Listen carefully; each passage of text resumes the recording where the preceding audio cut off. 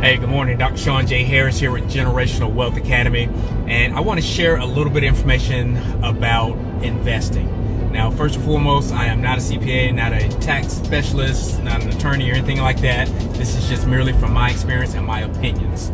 But I went to the optometrist yesterday, and I made a post earlier that it was a remote visit. I physically had to go to the appointment. There was a ophthalmologist tech, I guess that's what you call it. She was in the office, and the optometrist was at his home. And we did like a virtual thing. He was able to look into my eyes and all this kind of stuff. But here's the deal. Ever since the pandemic came out, you should have had your eyes open to see the wave of the future. And that telehealth was definitely going to be the way that things are going. Think about how many times you've done Zoom conferences or speaking events, whatever, over Zoom here recently. And but more importantly, just my opinion, I invested heavily in that industry, in telehealth and teleteaching, all that kind of stuff, because it's where it's at. Now, I just saw something this morning on my local news here that they're actually teaching technical skills like plumbing, electrician, and stuff like that online. So many people look at investments like, oh my God, this stock went up, it went down, it had record crash this week, whatever. But here's the deal. Warren Buffett said, if you're not willing to put money in investment for at least 10 years, don't even think about investing for more than 10 minutes. Investing is long-term gain. I teach generational wealth. So we're not looking to make these big hits overnight. This is longevity. Most of the things I invest in now are for my kids, my grandkids.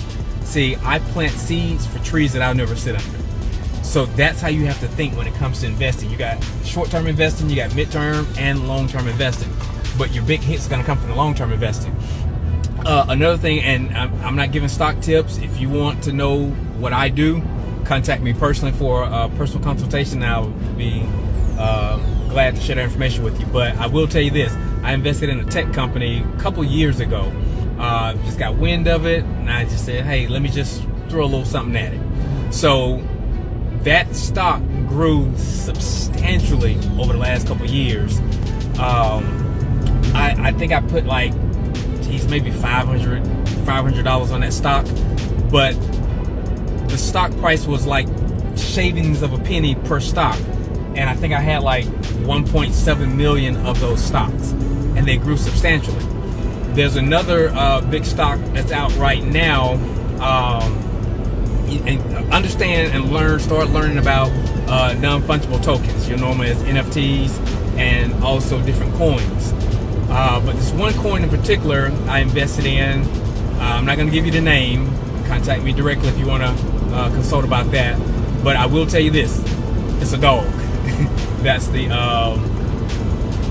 image for the coin. But that coin, I put a nice amount of money on that, and it bought me like 2.7 million of that stock. Now, the stock, again, like I said, is shavings of a penny per stock price. But if that stock jumped up to, and I'll just give you some rough numbers, just a low number. If you put in like $250, I think it gave you X amount or whatever. But if that stock makes it up to a nickel, which is very likely, if a person invested, what was it? I think it was $250. If you invested $250 or $300 into that stock, if it makes it up to a nickel, that would be 1.2 million and some change that you would net. So again, if this thing jumped up to 50 cents, or if on a wild shot it made it to $1 stock. So that's the way investments can operate if you do due diligence and understand how they work. And again, I'm not a tax advisor, not a CPA, not an attorney. So let's get that up front. This is just personal experience. But you got to start learning how stocks truly work. You can't get into stocks by emotions or because I invest in this because it's a cool company. It's what everybody does. See, so many people invest in surface stocks, what I like to call it, instead of going to the holding company. See, there's companies that own companies that you may want to invest with. You know, there a lot of people say, hey, I want to invest in McDonald's, for an example, where there's another holding company that holds that company. There's a company I invest in that is the company that supplies the French fries for McDonald's. See, no one stops to think about the intricate details like that. Invest in companies that make widgets for the big companies. You know, a lot of people say, well, hey, I want to invest in a big cell phone manufacturing company. Well, invest in the companies that make the widgets and the widgets for that company, who makes the springs for cell phones. Those are the kind of companies you got to look at when investing. And you know, you do want to put some investments in things that you use every day.